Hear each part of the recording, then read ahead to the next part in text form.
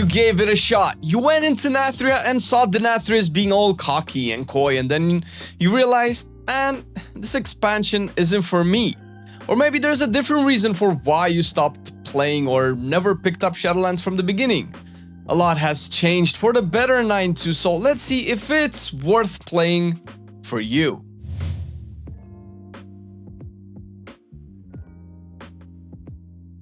And if you like this type of content, which is not usually what we do, because we do try to have like interesting videos to talk about, then you should definitely consider checking our Patreon page to support the kind of content we do. YouTube is kind of iffy right now, and it has been for a while, and obviously WoW isn't what it used to be to grab that interest and help us, you know, make all of this content stress-free.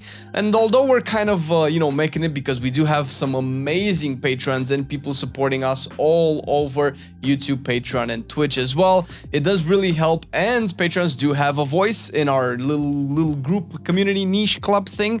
You can check the link down below. You'll see that you also have a couple of perks, from access to our Discord and our monthly Patreon chats, to bloopers, to wallpapers, to a lot of other cool stuff that gets you involved into the creative process. And obviously every month we actually talk with our patrons and get, you know, feedback and impressions, and whatever ideas you guys have that we can implement are going into the channel, which a few of them are already in the works, mind you, that you guys have suggested. So if you like our content and want to support us a little bit more and want to see maybe hopefully videos that you mostly care about in the future, check the Patreon link down below. It really helps us out and we are super grateful. And with that out of the way, 9.2, is it worth it? Game systems, and more systems. If there is one thing Shadowlands is famous, or rather infamous for, it is systems. Listen, I'm going to be honest, the number of systems isn't going down, but the annoyance of them is, or rather has been since 9.15.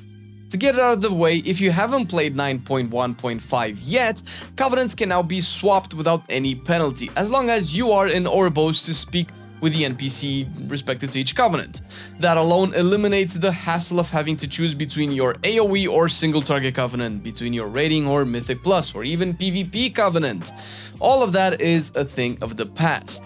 To go along with it, in 9.2 there won't be any more renown to grind, so your soulbinds will be pretty much good to go.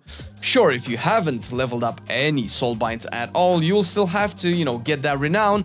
However, that has been seriously trivialized to the point where it's almost a set and forget. And hey, you can check our 9.1.5 guide to see how easy and quick it is to grind that renown together with a 40 renown catch-up mechanic. At the end of the day, WoW is an MMO, so the grind isn't going anywhere. And to be fair, the grind as a concept has never really been a bad thing, but rather its implementation and rewards. Conduits have been annoying to get so far, and if you are the kind of player that wants or needs to have them maxed, then rejoice!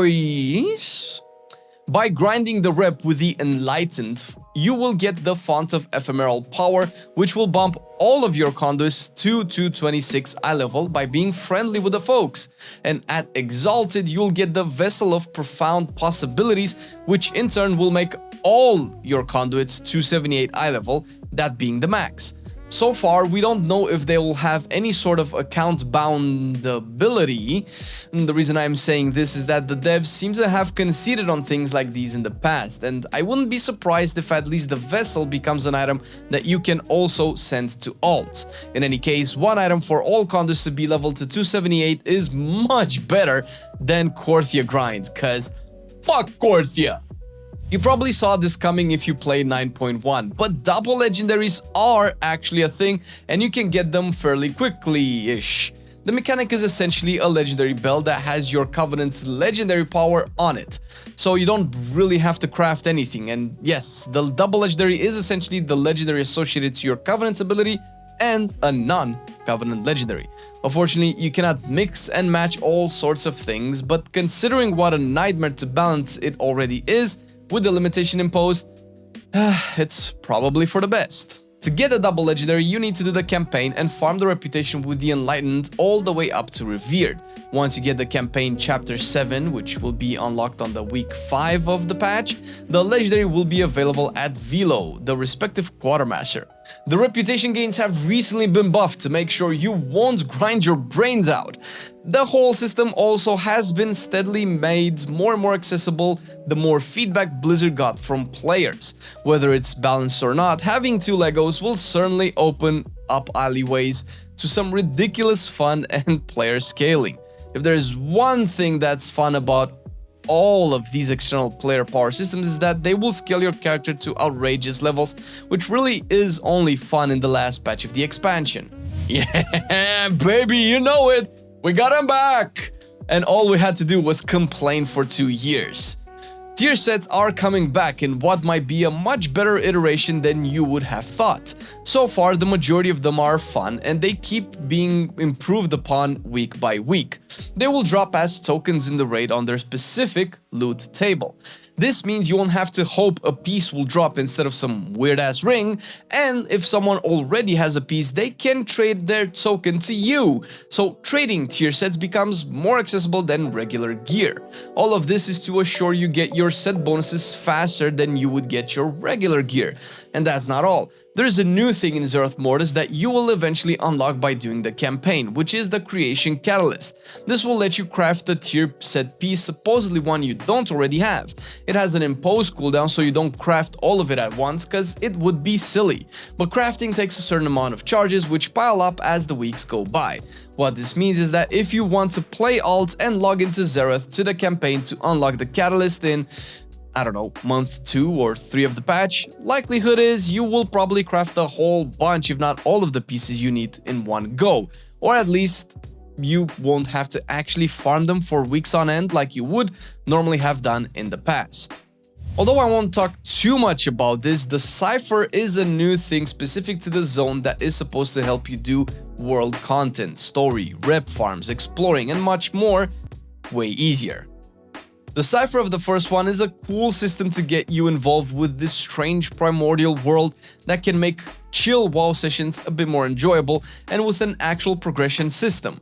This won't unlock player power, it is not required for any of the systems I mentioned so far, it's just there for pure pleasure. It has some pets and shit as rewards, but I won't spoil it too much for you. It's meant for casual play when you are tired grinding raids and dungeons or arenas.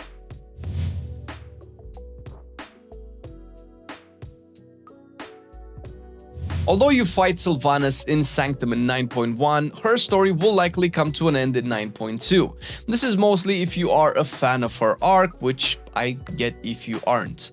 Either way, this convoluted mess that some unmentionable individuals left behind will be cleared to make room for, hopefully, less cosmical and StarCrafty stories in the future. The actual zone is really cool, however little of a fan I am of cosmic storylines within WoW. The team has done an amazing job creating a lush and vibrant zone to take us away from the Maw and Korthia. It's actually interesting. I feel this could have been an expansion all on its own, and you might actually be interested in exploring this for the first time in God knows how long. Add the Cypher to this, and if your jam is discovering the world, you are in for an actual treat. The Sepulchre of the first ones will be the last raid of the expansion. We will conclude the Jailer's story. Outside of that, the raid looks amazing. You have so many outdoor fights in areas and arenas nicely lit, bright yet calming colors, and we already know that the raids have always been a plus, no matter how shit the patch or the expansion was. The devs are also trying something bold by making the last 3 bosses after Anduin not available the week the raid launches. This is supposed to match with the cadence of the story, and whether that is true or will make sense, one thing is for certain, nobody will get to test them at all. The race World First will have some really awesome excitement to it. As always, a new Mythic Plus and PvP season will start with a new mount to aim for, new scoring achievements, and Tazavesh, an actual cool dungeon being split into 2 Mythic Plus dungeons. This will add some kinda fresh new content alongside the new Mythic Plus affix, which is, let's say, exciting with its current iteration.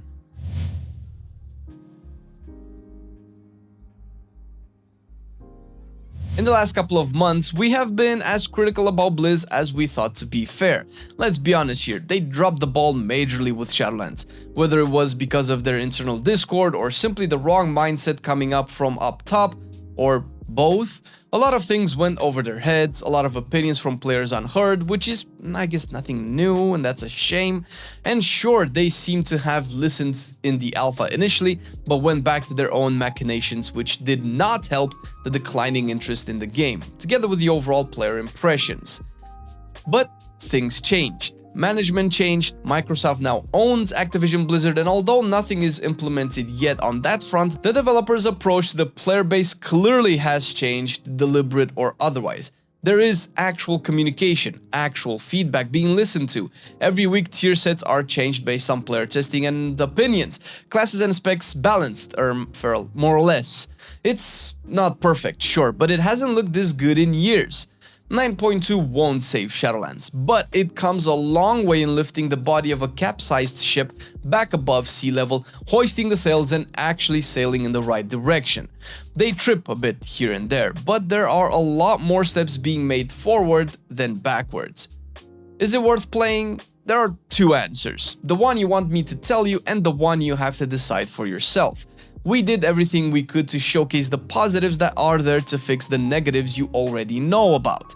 I think it will be worth playing. Tier sets are back, the dev mentality is as open as ever, and if there ever was going to be a player base they needed to voice their opinions loud and clear, it is now. Personally, we are actually excited to see the new zone, the new raid, and play with the tier sets. Some players might like the cipher and pet battles, and some want to collect the plethora of mounts and see where the story will take them. It's clearly the best patch we have had in a very long time, and it takes WoW very far away from being considered a dead game. If anything, it's worth coming back to see the raid and explore the zone, and the rest is up to you.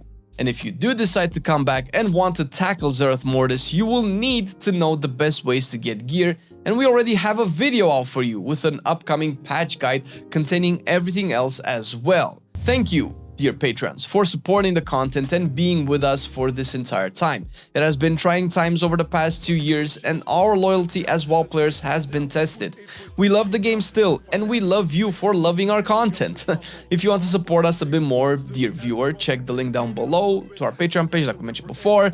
Join the gang, check the perks. Thanks for watching the video. I've been loving it then, I still love it now. Still, I play WoW. Still, I play WoW. Getting better every day, let me show you how. Cause still, I play WoW. Still, I play WoW. It's getting harder to stay, but at the end of the day, it's a guilty pleasure, so just log in and play. Whether it's classic or retail, I'ma do a /bow. Still, I play WoW.